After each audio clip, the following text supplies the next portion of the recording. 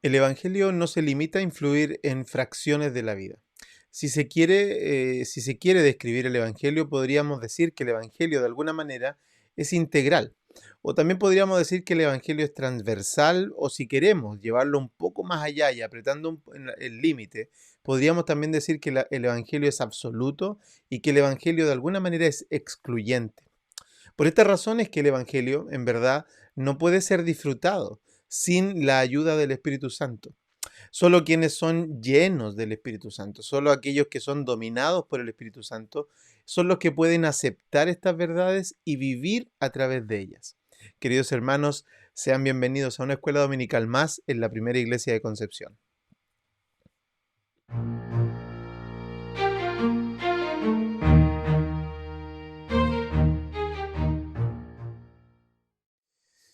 Queridos hermanos, agradecemos al Señor el privilegio de seguir avanzando y estando juntos en estas lecciones acerca de la epístola, de la carta del apóstol Pablo a los Efesios, cuando ya estamos llegando al final, estamos en el capítulo 6, hemos avanzado, estamos ya terminando y concluyendo y tratando de retomar, ¿no es cierto?, nuestras lecciones para seguir avanzando en este hermoso conocimiento que hemos tenido y en esta oportunidad que hemos tenido de revisar los aspectos que tienen que ver con la iglesia, con los creyentes, con nuestra vida y con lo que nosotros llamamos, o en esta serie hemos llamado, ¿no es cierto?, este recorrido que tiene que ver desde la teología a la vida práctica, sabiendo entonces que estamos delante de una palabra que es toda suficiente, que es toda verdad y que nos puede ayudar a vivir de mejor manera el Evangelio en esta vida hasta que estamos, o hasta el tiempo en donde Jesucristo, el Señor, venga de nuevo por nuestras vidas y nos lleve a esa plenitud de vida. Sin embargo, mientras estamos aquí,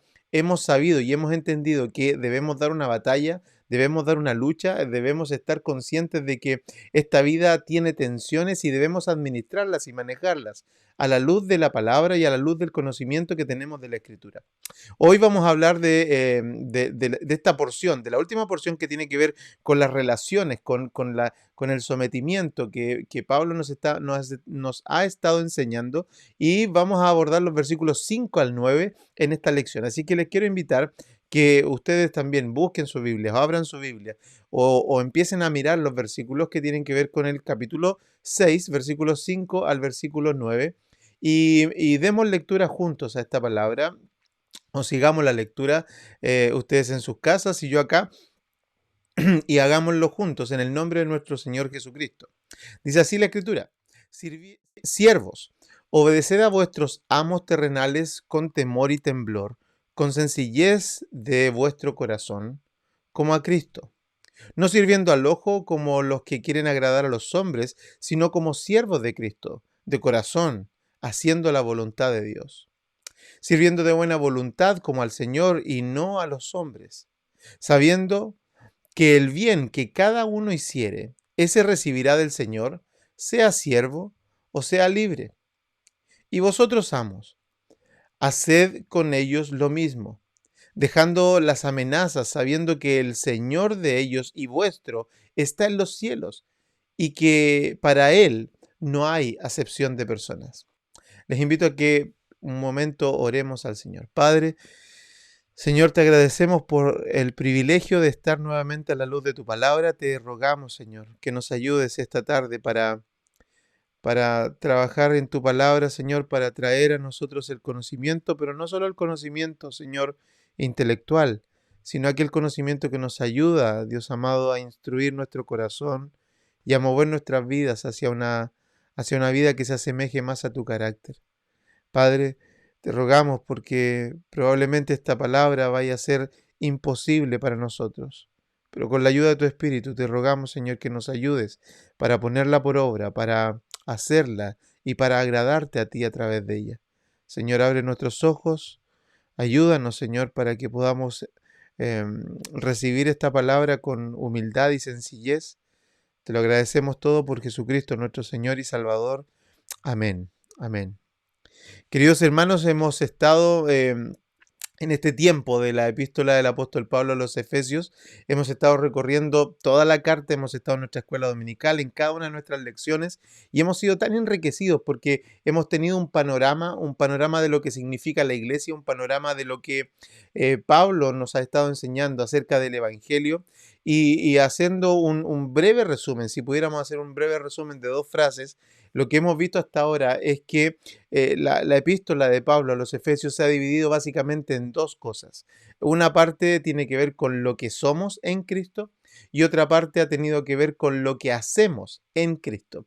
Lo que somos capaces de hacer como creyentes en Cristo, sabiendo primero lo que somos en Cristo.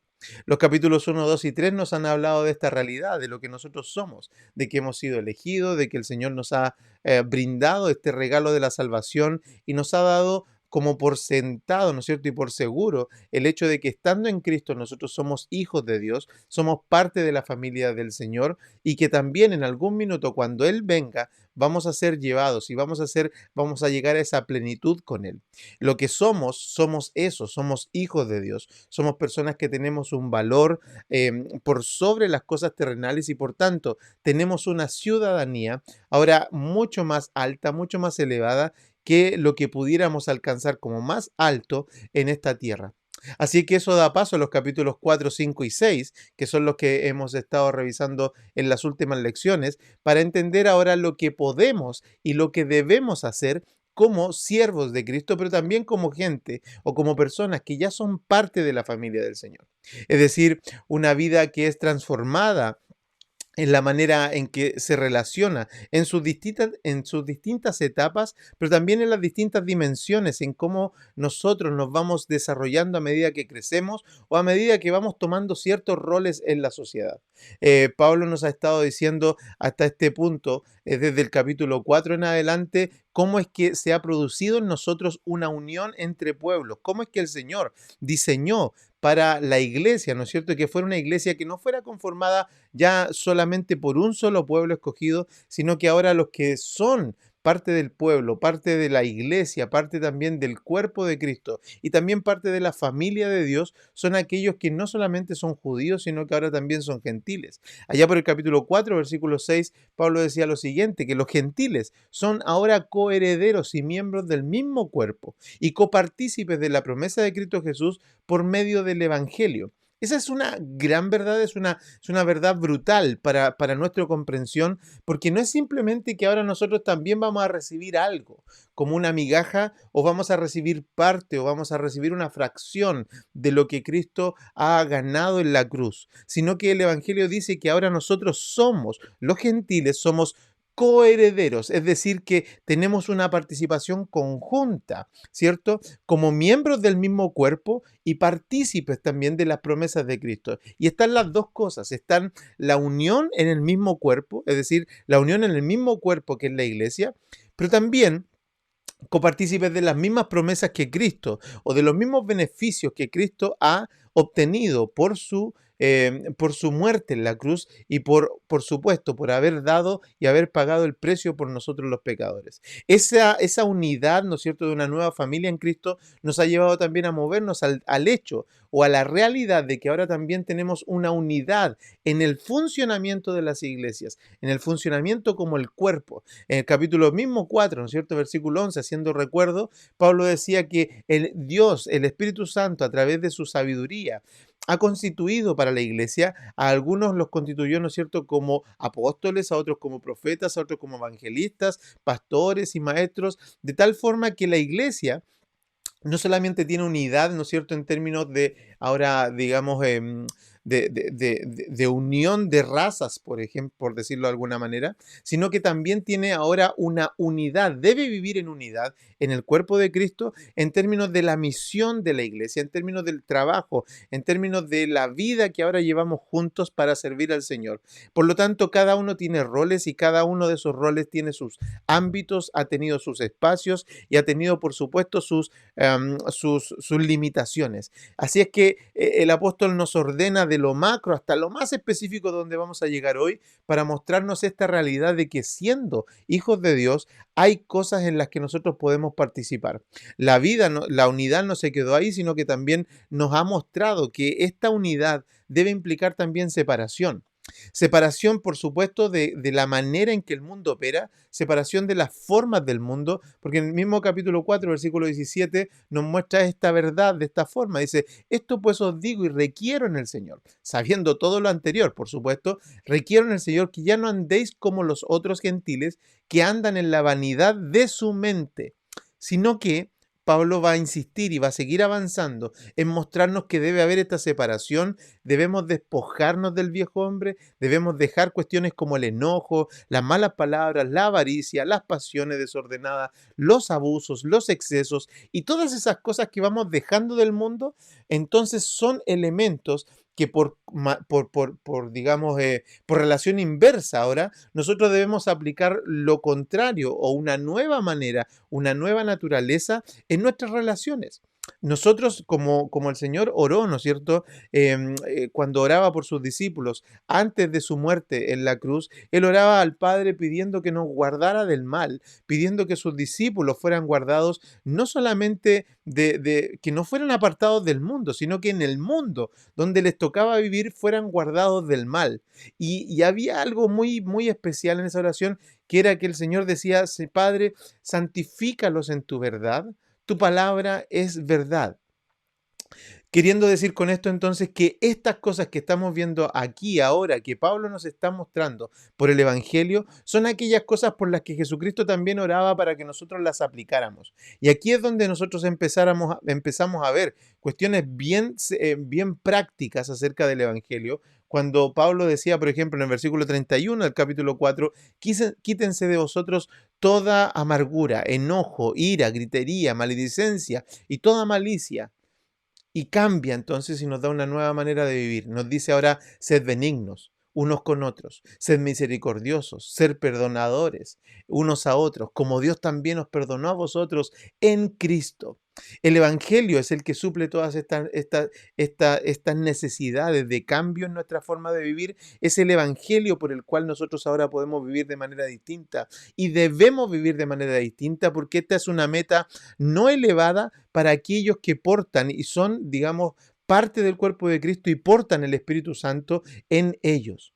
Personas que a veces dicen disfrutar de la cercanía con Dios, personas que a veces dicen disfrutar, ¿no es cierto?, de su cercanía, de su relación personal con Dios, pero no son capaces de cambiar su vida en estos aspectos prácticos. Nosotros la verdad es que tenemos muchos argumentos para poder decir que en verdad esas vidas no están siendo cambiadas, o de alguna manera ese hombre, esa persona, está en rebeldía contra el Espíritu Santo, porque tener comunión con el Espíritu Santo, y lo va a decir Juan, ¿no es cierto? Nosotros que estamos viendo precisamente también estas epístolas de Juan, dice, el que ama, dice amar a Dios y no ama a su hermano, como en estas cosas, es mentiroso, no está cambiando. Y nosotros, nuestra meta no es precisamente mostrar hábitos de vestimenta, sino que mostrar naturaleza de cambio, mostrar que en Cristo nosotros estamos dominando el pecado, que hemos sido libres del pecado y ahora el pecado no nos domina, no nos dominan estas maneras de vivir, no nos domina la amargura, no nos domina la ira, no nos domina la gritería, no nos domina la malicia, no nos dominan aquellas cosas. ¿Y por qué hacemos esta introducción, o por qué quería mostrar esta introducción y hacer esta especie de recorrido hasta llegar al tema de los amos y los siervos? Y es porque la bendición de Dios está en la manera en que Él también ha ordenado nuestra vida después de que Él ha salvado nuestras almas del infierno. Y aquí es donde hemos visto entonces ahora cómo ha profundizado el apóstol desde una concepción general de cambio a una concepción particular de cambio, cuando ahora nos ha hablado, capítulo 5, de los hombres, de las mujeres sometidas a sus maridos, de los maridos amando a sus mujeres como Cristo amó a la iglesia, es decir, maridos sujetos también a la voluntad de Cristo, de los hijos, cómo están en sujeción hacia sus padres, y de cómo ahora, ¿no es cierto?, los siervos, y en este contexto que estamos viendo ahora, cómo es que también los que están en alguna, digamos, subordinación, como los siervos de sus amos, estas personas cómo también deben comportarse. El Evangelio es esa clase de mensaje o de buena noticia que ha permitido, hermanos amados, que el hombre sea dignificado. Eso es lo primero que vamos a ver en este pasaje, que el Evangelio ha dignificado al hombre. Luego vamos a ver cómo es que los siervos deben estar o sujetarse bajo el dominio de Cristo, y también vamos a ver en este mismo pasaje cómo es que los amos también están sujetos bajo el dominio de Cristo. Decía que la introducción la hice de esta manera, tratando de mirar lo macro, lo que somos en Cristo, lo que debemos hacer, la razón de cómo debemos cambiar, de qué cosas debemos cambiar y dónde deben ser aplicados estos cambios. Estos cambios no deben ser aplicados simplemente en la mente de las personas, no decir yo ya dejé de ser enojón. No, porque el Señor nos va a mostrar a nosotros que para nosotros probar eso nos va a dar relaciones. Y si alguien dice, no, yo ahora sé amar y sé perdonar y sé ser misericordioso, entonces nos va a poner en una relación en donde ahora nos ha puesto, por ejemplo, los que estamos casados, en una relación para comprobar, para nosotros poder sacar, aflorar, si es verdad todos aquellos cambios que nosotros estamos declarando a veces con nuestra boca, que estamos diciendo. Y si no, para perfeccionarnos precisamente y santificarnos en ello.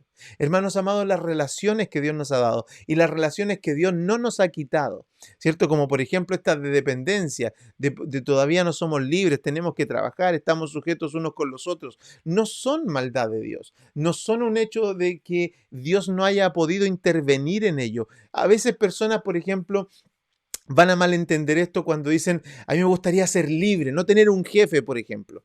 Y esto se estila mucho en este tiempo, en el mundo del emprendimiento, en el mundo de las personas que ya quieren trabajar de manera autónoma y nadie quiere tener un jefe. La mayoría de las veces, hermanos, la primera razón por la cual las personas quieren emprender es porque no quieren tener un jefe.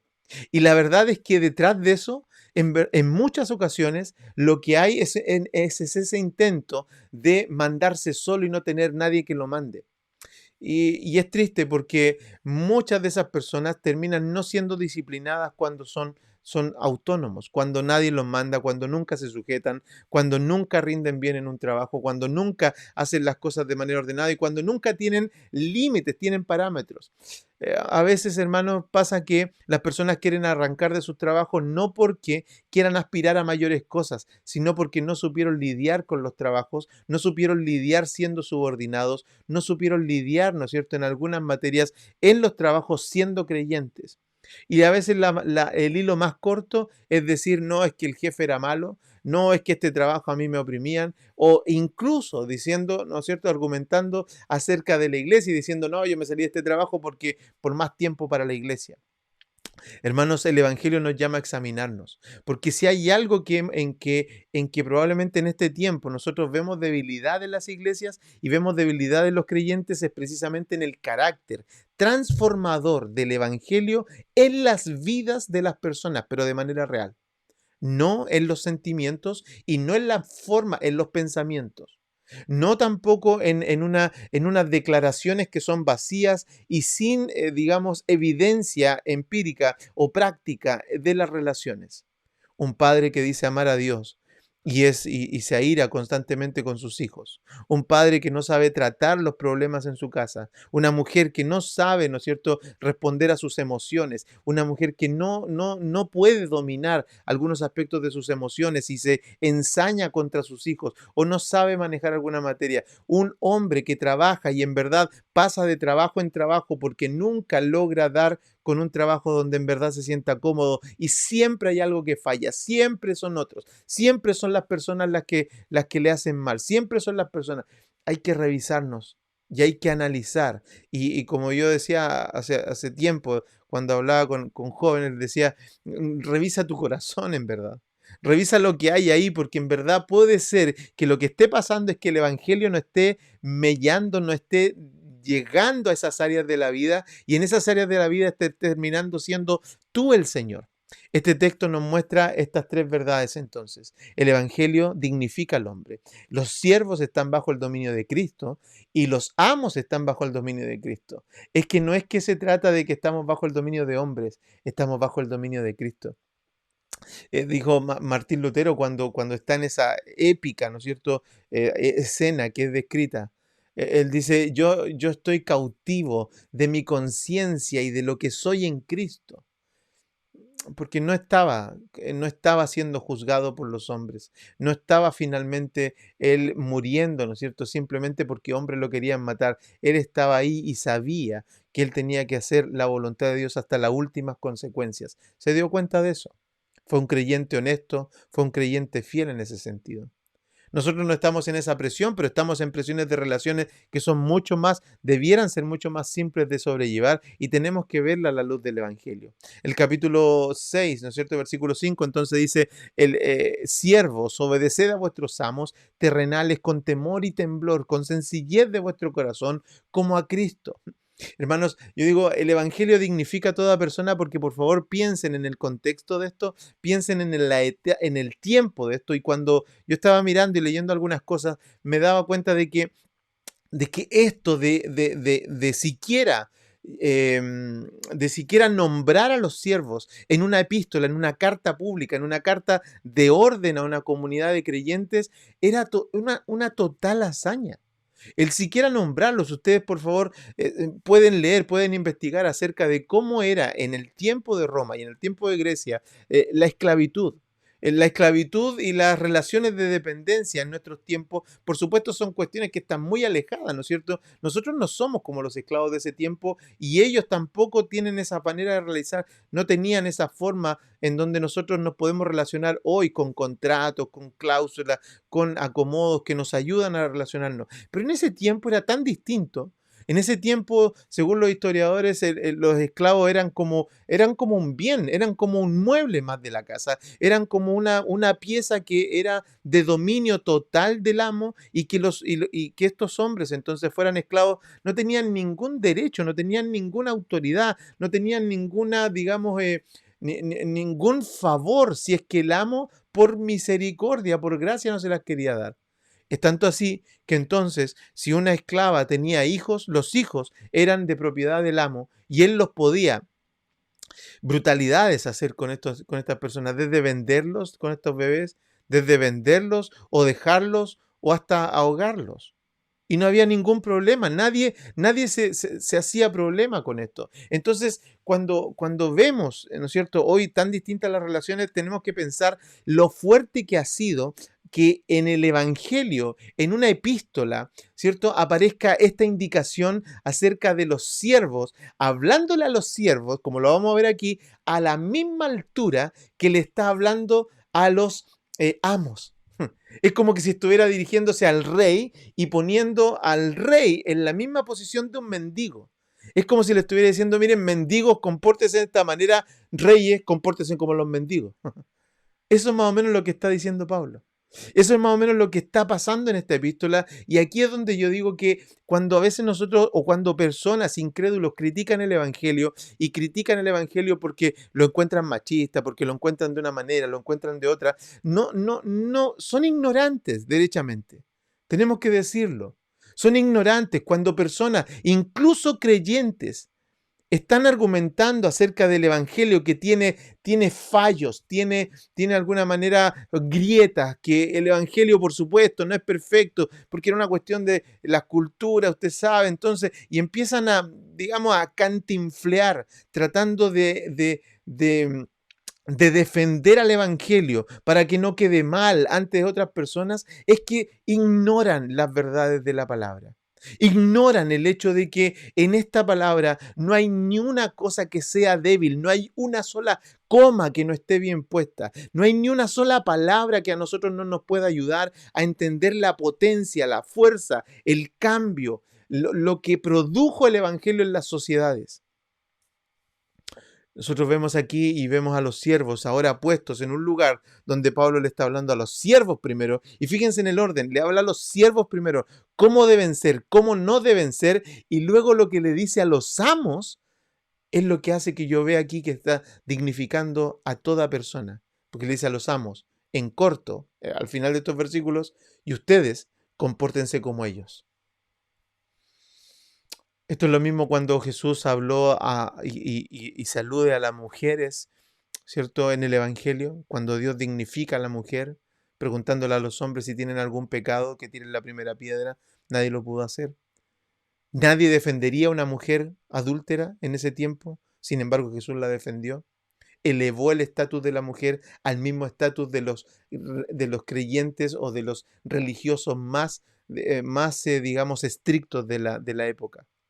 Pablo lo está haciendo ahora con los siervos y está poniéndolos en la misma posición de dignidad, porque el Evangelio, hermanos, dignifica a las personas.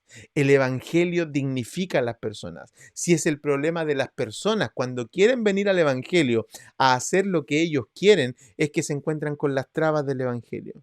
Pero el Evangelio dignifica a las personas. El Evangelio le dice a los siervos, les da esta palabra de esperanza. Dice obedeced. Ahora usted me dirá, pastor, ¿por qué obedecer es una palabra de esperanza? Es que no es solo obedecer, porque el Señor le dice a través del Espíritu Santo, a través de Pablo, le dice a los siervos, obedeced a vuestros amos terrenales. Son terrenos, son pasajeros. Es un dominio que tenemos que sufrir, pero que es temporal, no es eterno. Estos amos que nosotros tenemos, esta sujeción que tenemos en la tierra, esta presión que a veces sufrimos, ¿no es cierto? Cuando nos tocan, por supuesto, jefes malos, cuando nos tocan personas que en verdad son ingratas con el Evangelio, en verdad son ingratas con la vida familiar, en verdad son personas que aman más el dinero y son capaces de apretar a las personas hasta el punto donde no las dejan descansar. Son terrenales, son temporales. El Señor no nos va a sacar del mundo, pero el Señor nos va a guardar del mal. El Señor no nos va a sacar de esas situaciones, probablemente hasta que nosotros también mostremos un carácter, una conducta, una cordura, en donde nosotros podamos adorar a Dios en esa situación, alabar a Dios en esa situación, honrar el Evangelio, hacer que el Evangelio se vea glorioso en todos los aspectos de nuestra vida. Así que lo primero que les dice obedezcan, porque son amos terrenales. Lo segundo les dice, cómo debían obedecerlo. El resumen, si usted quiere saber cómo debían obedecer, es que por favor lea Colosenses 3:23. Ese hermoso versículo que los niños se lo aprenden muy temprano, ¿cierto? Háganlo de corazón como para el Señor y no para los hombres. Podríamos resumirlo así, pero el Señor en este versículo le da a lo menos 3 cosas que ellos deben hacer. Deben hacerlo con temor y temblor. Esto es respeto, esto es un temor que no es fingido, porque lo va a unir después con la palabra, con la sencillez de corazón. Pero cuando está hablando el Señor de temor y temblor, no es que le tengan miedo, sino que más bien lo que está mostrando la idea en el original, en el griego, es que cuando yo tiemblo, cuando yo temo, ¿no es cierto? Y cuando tiemblo, no finjo temblar. ¿Cierto? Cuando usted tiene miedo, hermano, y cuando yo tengo miedo y cuando pasan cosas en nuestro organismo que nos descomponen, nos descontrolan, nosotros no estamos fingiendo eso. El Señor de alguna manera está diciendo cuando sirvan o cuando estén trabajando y miren, por favor, el nivel al que lo lleva. No dice simplemente háganlo porque pucha, ya obedezcan, si son terrenales, obedezcan, nomás hagan lo que puedan. Háganlo, hagan el mínimo. No, dice obedezcan con temor y temblor, de manera sincera.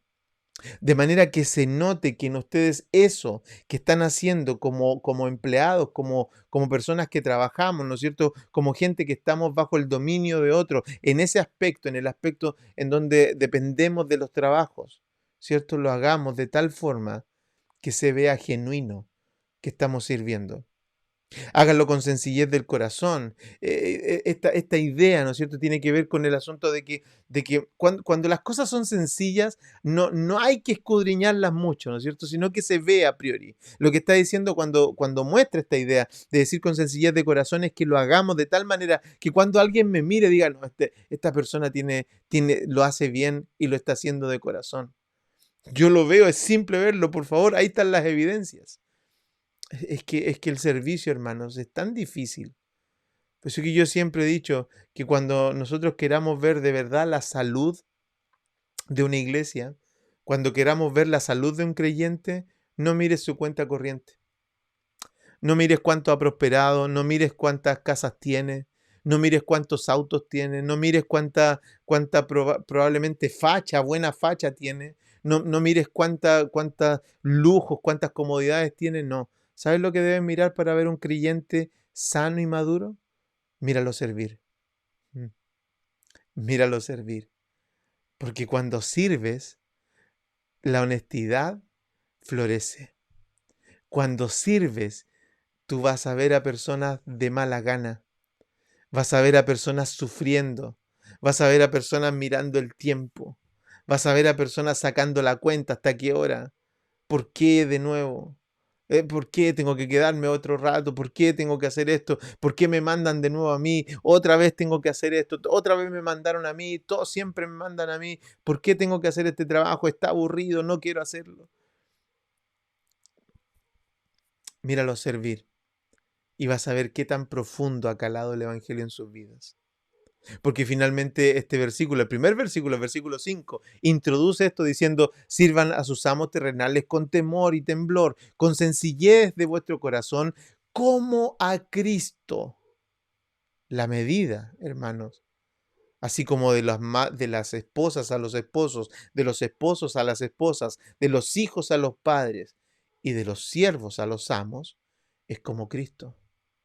Es como Cristo. Cómo Cristo sirvió, cómo Cristo se subordinó. El Evangelio en hebreo dice que Cristo se sujetó, ¿cierto? Se sujetó a esta manera, a la forma en que tenía que suceder el pago por nuestros pecados. Los siervos están bajo el dominio de Cristo. Por supuesto, los siervos son dignificados por el Evangelio. Las personas en general son dignificadas cuando vienen al Evangelio, pero los siervos también están bajo el dominio de Jesucristo. Versículos 6 y 7 y 8 y dicen lo siguiente, no sirviendo al ojo como los que quieren agradar a los hombres, sino como siervos de Cristo, de corazón, haciendo la voluntad de Dios, sirviendo de buena voluntad, como al Señor y no a los hombres, Colosenses 3:23, sabiendo que el bien que cada uno hiciere, ese recibirá del Señor, sea siervo o sea libre. ¿Cómo debemos servir? ¿Cómo debemos trabajar? Esta es una forma hermosa, hermanos, de ver una teología acerca del trabajo, una teología acerca de lo que nosotros somos. Mire, en el tiempo de la Reforma, en el tiempo incluso de los puritanos, más tarde, ¿no es cierto?, con el desarrollo de las historias, hay registros que hablan acerca de cómo aquellas naciones que de alguna manera fueron protestantes y que renovaron su manera de vivir acerca de las escrituras, que despertaron a la verdad de las escrituras, fueron naciones en general, las naciones protestantes fueron las naciones que más prosperaron en ese corto periodo de tiempo, desde la Reforma hasta nuestros tiempos. Y usted lo puede ver de esa manera. Usted lo puede ver en los Países Bajos, lo puede ver en Europa, lo puede ver en Alemania, en Suecia, en los países, digamos, que son de ese círculo, ¿no es cierto? O de esa región donde mayoritariamente predominó. Lo puede ver en Estados Unidos, cómo fue una nación floreciente que llegó a ser hasta a potencia, ¿no es cierto? Y ha llegado a ser potencia mundial en muchos casos. Por supuesto, hoy día está descontrolado y hoy día es una nación que todo el mundo ha dicho, todos los hombres eruditos, todos los pastores, todas las personas tienen un diagnóstico de Estados Unidos hoy como una nación que ha dejado la palabra de lado. Pero cuando nació, esa nación nació con la marca de la escritura, incluso en sus monedas, incluso en su sello nacional, incluso en todos aquellos símbolos que eran de la nación, la escritura estaba presente. Y usted ve cómo floreció. Porque cuando las personas empezaron a leer la Biblia, que fue la primera prerrogativa de la Reforma lo primero que hizo fue hacer que las personas pudieran leer la Biblia y poder darle espacio con la invención digamos, de la imprenta. Las palabras se multiplicó, se empezaron a imprimir, empezaron a llegar a los hogares, empezaron a llegar a las casas, las personas empezaron a leer, se empezaron a encontrar con textos como este, que fueron transformando la vida de las personas, hasta el punto en donde naciones completas, por ejemplo, y es bueno el caso de Estados Unidos porque es un caso de estudio de cómo en alguna medida es esa nación bendecida por la palabra de Dios, donde las principales universidades son creadas por creyentes, por cristianos. Harvard, todas estas universidades más prestigiosas son creadas por creyentes. Y cómo más tarde han dejado la palabra de lado para convertirse en universidades liberales que ahora predican el marxismo, predican ideologías de este mundo. Pero cuando las personas descubrieron la palabra, y hacía ese comentario como al margen, pero cuando las personas se encontraron con esto, se encontraron con este tipo de palabras, donde los siervos ahora entendían, donde las personas que estaban trabajando lo querían hacer bien. ¿Saben por qué? Porque se encontraban con esto, no haciéndolo, ¿cierto? Como dice el versículo 6, dice, no haciéndolo por reconocimiento de hombres. Las personas dejaron de trabajar para los hombres y empezaron a trabajar para Dios. Sabían que cuando estaban barriendo una calle, barrían la calle para Dios. Sabían cuando estaban creando las primeras ciudades, construían y edificaban y daban su vida por las cosas que estaban haciendo, porque lo estaban haciendo para Dios. Cuando empezaron a emprender, cuando inventaron cosas, cuando empezaron a crear trabajo, cuando se empezó a desarrollar, lo estaban haciendo siempre para Dios. No trabajaban al ojo, trabajaban como quien quiere agradar a Dios y no a los hombres. Lo hacían de corazón, entendiendo finalmente que si es voluntad de Dios, y es que eso tiene una persona, hermano, que en verdad está llena del Espíritu Santo. Una persona que está llena del Espíritu Santo, ¿sabe cómo lo vas a ver? La vas a identificar. Es una persona a la que solamente le basta como argumento para obedecer, que es la voluntad de Dios. No hay más. ¿Cómo vas a ver una persona llena del Espíritu Santo? ¿Quieres saber cómo es una persona llena?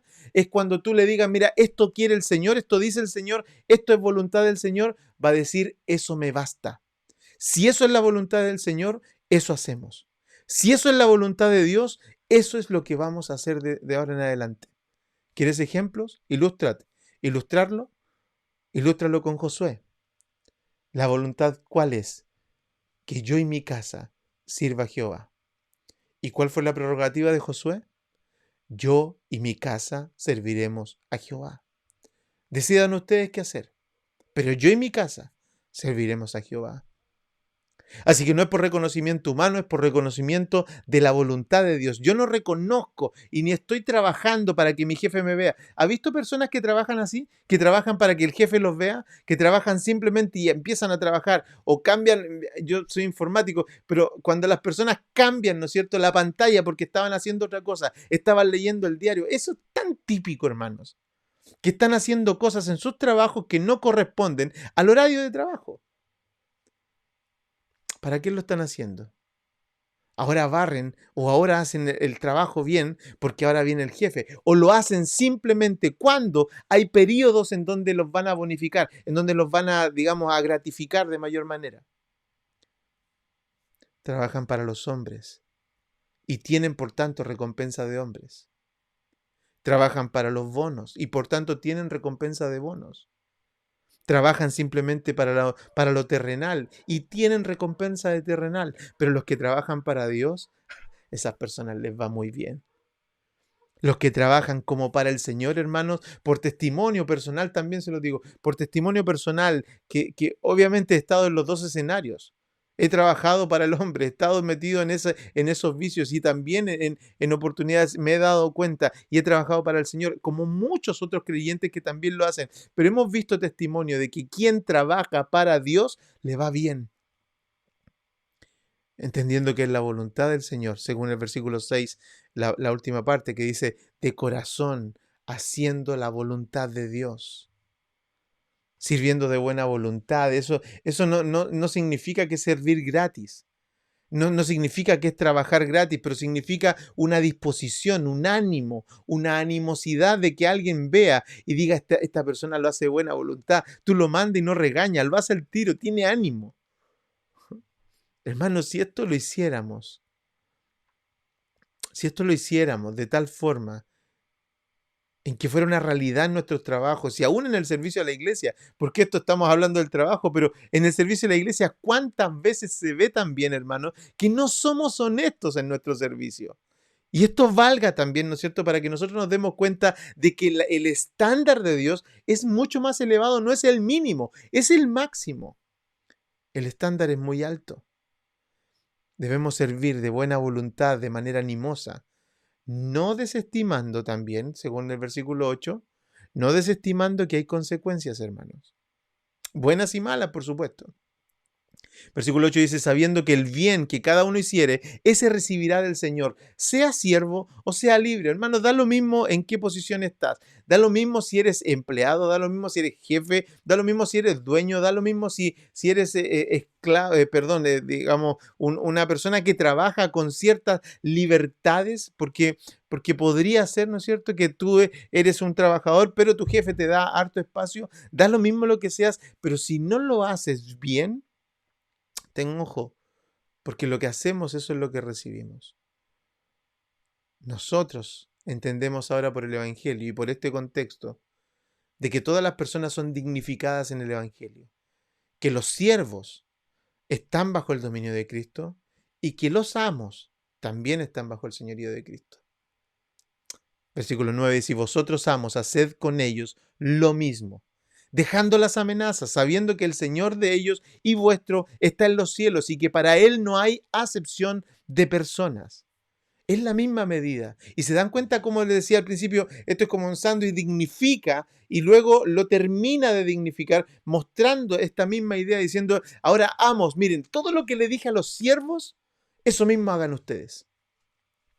Y ahí tenemos comprobaciones como cuando Pablo llama a Onésimo y pide que sea recibido, ¿cierto? Y pide que sea tratado ahora como un hermano, porque es la misma medida. Si alguno de nosotros, alguno de ustedes está en posición en el otro lado de la moneda, ¿cierto? No en el lado del trabajador, sino que en el lado de aquel que está en autoridad. Si tiene alguna autoridad sobre las personas, hermano, no sea abusivo. No sea abusivo. Reconozca que la misma medida que se le está pidiendo a su trabajador, porque esto suena bonito para los que dan trabajo, ¿no es cierto? Mira, así debían hacer ustedes como trabajo. Sí, pero así también debes ser tú como empleador. Así también debes ser tú como amo. Así también debes ser tú como dueño. Haced con ellos lo mismo. No con el modelo del mundo, porque Pablo lo muestra aquí y lo dice y lo enfatiza. Dice, no dejando las amenazas. ¿Cómo es que actúa el mundo hoy día con los trabajos? Ah, oye, ojo que te podemos despedir. Ojo que puedes perder tu puesto. Ojo que puedes perder el bono. Ojo que siempre hay una presión, ¿no es cierto?, de las personas. Pero, hermano, si el Señor alguna vez te bendice, si el Señor te da la oportunidad de tener un trabajo, no hagas lo mismo que hicieron contigo. No partas mal. Parte haciéndolo bien y haciéndolo mejor, teniendo a las personas mejor, que se vea la diferencia entre un jefe mundano y entre un jefe cristiano, que se vea la diferencia entre alguien que sirve a Dios y alguien que no sirve a Dios. No como el mundo lo hace. Eso, por supuesto, no quiere decir que nosotros como personas que a veces tenemos responsabilidad y que hemos dado trabajo, debamos dejarnos pasar a llevar, porque hay tantas historias también de personas que prefieren trabajar incluso con no creyentes que con creyentes para no tener problemas con las personas en la iglesia.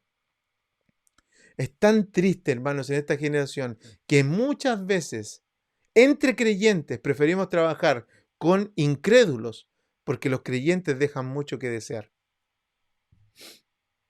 Pero también creyentes no quieren trabajar con ciertas personas que están en autoridad porque son abusivos, porque lo hacen mal, porque de alguna manera se aprovechan de las personas, porque son tramposos, porque son pillos, porque andan con amenazas, porque andan con abusos, tienen maltrato, falta y también faltan a la atención a las personas. El Señor argumenta esto a través de Pablo y dice, ojo, que el Señor, ¿no es cierto? El trono de un Señor de este mundo es una miseria ante el trono del Señor de todo y de todos. Hermanos, yo les decía al principio que el Evangelio, para vivirlo, la única manera de vivirlo es vivirlo con la llenura del Espíritu Santo.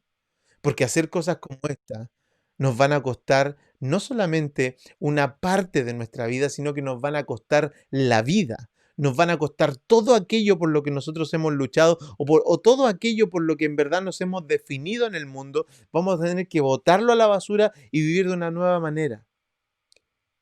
Pero en verdad, si usted lo piensa, esta es la mejor vida a la que podemos aspirar. Pidamos la ayuda del Espíritu Santo, porque el Evangelio no puede ser solo una parte de tu vida, hermano. Si tú eres un trabajador, compórtate según esta norma de verdad. Transforma tu vida, renueva tu vida. No simplemente cantes el corito, renuévame, Señor Jesús, y luego llegas el lunes a tu trabajo y haces lo mismo que hacías siempre. Transfórmate por la verdad, porque es la verdad. El Señor, recuerden las palabras del Señor Jesús, dijo, santifícalos en la verdad. Tu palabra es verdad. Santifícate en la palabra del Señor. Cambia tu manera de vivir. Si eres de alguna manera trabajador o si eres una persona que da trabajo, que podría ser un jefe, que podría ser alguien en autoridad, transforma tu vida, porque el mismo estándar para el siervo es el estándar para el amo. Debemos actuar como hermanos en Cristo, con el estándar de Jesucristo. Hermanos amados, espero que esta lección haya sido de utilidad y espero que podamos meditar en ella y amar este tiempo que estamos pasando en la palabra. Y los invito para que sigamos en una próxima lección de la Escuela Dominical en la Primera Iglesia de Concepción. Que el Señor les bendiga.